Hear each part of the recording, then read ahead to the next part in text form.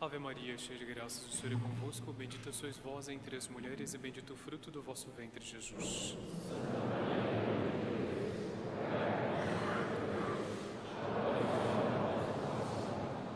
Sentem-se, por favor.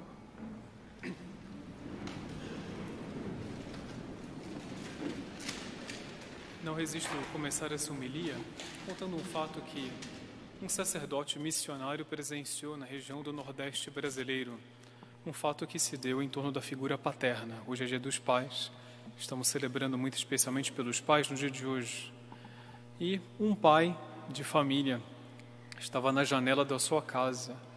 Um sacerdote estava em missão ali na região e viu a cena. Estava dando bênção nas casas da região. Viu que o pai saiu na janela e ficou um pouco indignado. Ficou bravo.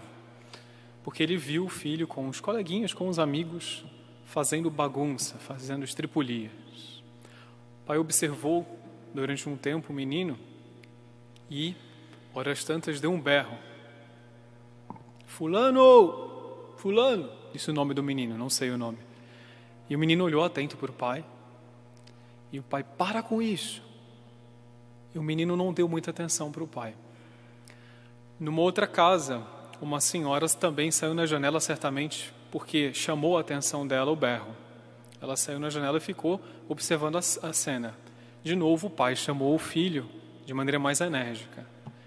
E disse para o filho, se você continuar fazendo isso, eu vou te pegar. Falou assim de maneira bem enérgica, eu vou te pegar. O menino estava aprontando uma com os coleguinhas, mas também não era nada de tão grave, mas estava aprontando. E aí a vizinha, que saiu na janela, disse, não, com um sotaque bem nordestino, assim, não pega ele não está fazendo nada demais. Foi se metendo na educação do pai em relação ao filho. E aí o menino se afastou dos colegas quando escutou a mulher dizendo isso, e ele respondeu à mulher, e não me pega por quê? Deixa ele me pegar, que para isso ele é meu pai. Deixa ele me pegar, qual o problema? O menino ficaria contente em saber que o pai o puniria, que o pai o castigaria, porque o menino tinha dentro de si um senso que todos nós portamos, mas às vezes nós deixamos esse senso ficar um pouco maculado, um pouco sujo, que é o senso de justiça. O menino sabia que, por ter aprontado, merecia uma. E todos nós carregamos esse senso dentro de nós. A liturgia de hoje nos fala a respeito disso. Fala da justiça de Deus. É um tema que, vez por outra, convém nós abordarmos, um tema a respeito do qual convém, vez por outra, nós refletirmos. Como que a liturgia nos fala a respeito da justiça de Deus? Nós temos, na primeira leitura, um trecho do profeta Jeremias. O profeta, ele é sempre uma imagem do próprio Deus. Ele sempre representa a Deus para o povo. E o profeta Jeremias, sendo um digno representante de Deus, tinha uma missão junto ao povo. O povo estava afastado de Deus, sintetizando um pouco a história do livro de Jeremias. Havia um afastamento de Deus por parte do povo e o profeta tinha essa missão de reaproximar o povo de Deus. Só que, muitas vezes, para reaproximar de Deus alguém ou um povo, é necessário utilizar-se de uma linguagem dura, uma linguagem enérgica, é necessário advertência. O profeta Jeremias o faz. O livro do profeta Jeremias narra as advertências que ele faz. Mas a resposta do povo não é boa. Nós temos aqui, na primeira leitura, a resposta em relação a essa advertência. Este homem, portanto, não se propõe ao bem-estar do povo, mas sim à desgraça. Por que respondem dessa maneira? Todos nós temos essa má inclinação no nosso interior. Quando nós somos repreendidos, quando nós somos castigados, quando nós somos advertidos, a nossa inclinação é achar que aquilo não é para o nosso bem, não é para o nosso bem-estar. E às vezes a gente até acha, sobretudo criança, né? Quando os pais repreendem, está fazendo por quê? Porque não é porque quer o bem, está achando que o pai quer o mal da criança. Mas não é isso, é sempre para o bem. E muitas vezes Deus repreende e a resposta da humanidade é essa. É o que acontece aqui, que se vê narrado no livro do profeta Jeremias. E não só não aceitam a repreensão de Deus, como punem o profeta. O livro narra aqui que depois Jeremias é lançado numa cisterna cheia de lama. Punem o profeta Jeremias porque ele está advertindo. Ele está querendo ser justo, ele está cumprindo com a missão de representar uma faceta de Deus que é a face da justiça. É assim que reage em relação ao profeta Jeremias. Mas isso que aconteceu com o povo de Israel pode acontecer com qualquer outro povo e também pode acontecer conosco individualmente. Fato é que a justiça adverte. E quando há injustiça, existe uma resistência em relação à advertência. E se considera a advertência e a própria justiça uma desgraça. No Evangelho nós temos evidentemente um auge da manifestação da justiça de Deus, porque afinal o Evangelho narra a história do próprio Deus feito homem, nosso Senhor Jesus Cristo. E o que diz o Evangelho? O Evangelho é muito substancioso. O Evangelho tem uma série de trechos muito surpreendentes para a mentalidade nossa dos dias de hoje. E uma dessas é a seguinte: nosso Senhor Jesus Cristo fala: vós pensais que eu vim trazer a paz sobre a terra? Vós pensais que eu vim trazer a paz sobre a terra? Ele mesmo responde: pelo contrário, eu vos digo, vim trazer divisão. Nós temos na nossa mente a imagem de um Deus pacífico, de um Deus harmonizador, mas nós não podemos ficar só com essa imagem. Nós teríamos uma visão incompleta de Deus se nós não considerarmos a Deus também como esse Deus justiça, como esse Deus que traz divisão. O que faz a justiça? Dá o que compete a cada um. E Deus é justiça, Ele dá o que compete a cada um. O justo, o justiceiro, a pessoa que pratica a virtude da justiça é Deus. Dá prêmios para quem merece e dá castigos para quem merece. É uma realidade um tanto dura de vez em quando para nós raciocinarmos, para nós pensarmos, mas é a realidade verdadeira. E normalmente, o justiceiro, ele divide. Nosso Senhor Jesus Cristo, enquanto imagem perfeita da justiça de Deus, porque Ele é o próprio Deus, divide. Por isso que Ele fala, pelo contrário, vim trazer divisão. A humanidade sempre se vê dividida entre os que querem estar junto a Deus e os que querem estar afastados de Deus. Entre os que vão merecer o castigo porque querem o castigo, porque querem o caminho do mal, e aqueles que querem o caminho do bem e vão merecer o prêmio. A humanidade se divide entre aqueles que aceitam a justiça de Deus e rejeitam a justiça de Deus.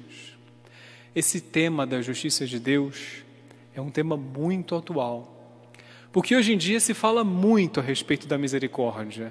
E de fato a misericórdia em Deus existe, Ele é misericórdia sim.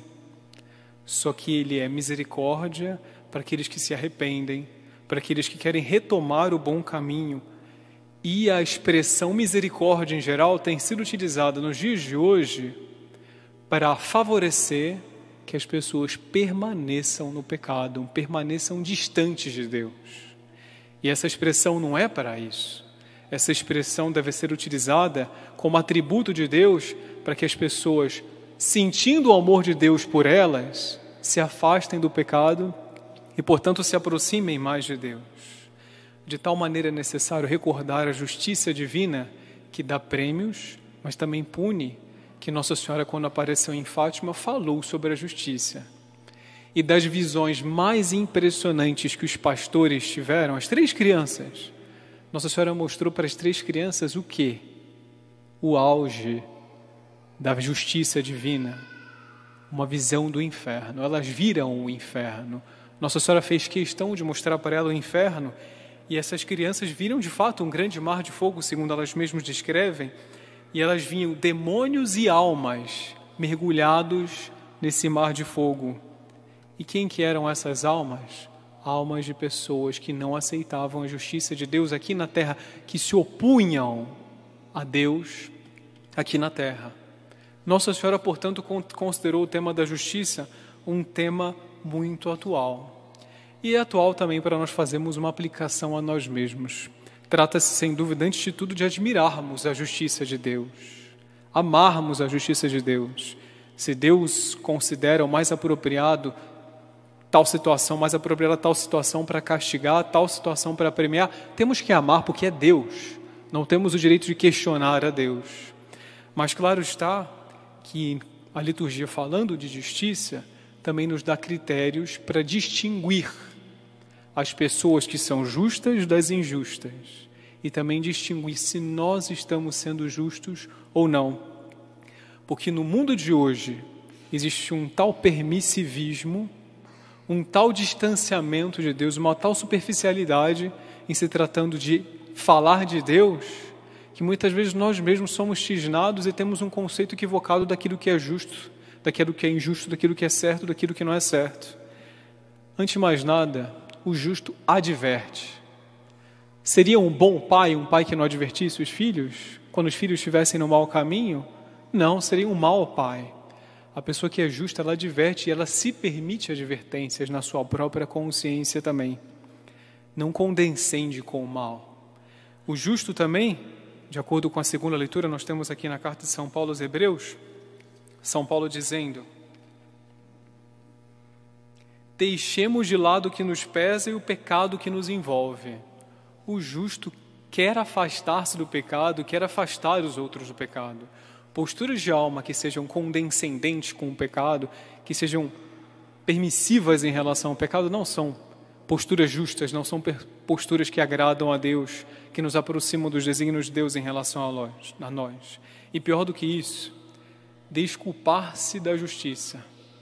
Quando uma pessoa faz algo de justo, e às vezes tem que ser intransigente, um injusto, não, é que ele é muito rígido, ele é intransigente. O injusto pede desculpas, pede perdão pela intransigência dos justos. É um critério para nós conhecermos quem é justo e quem não é justo. A liturgia de hoje, então, nos convida a isso, a amarmos a justiça de Deus, inclusive, sobretudo, quando ela deve ser aplicada sobre nós.